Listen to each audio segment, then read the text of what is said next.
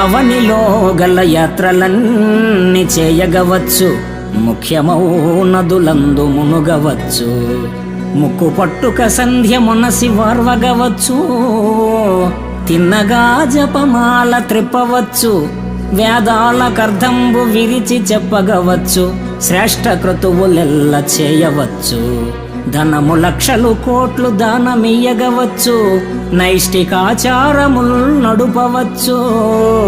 చిత్తమన్య స్థలంబున చేరకుండా నీ పదాంబోజములయందు నిలుపగలమా?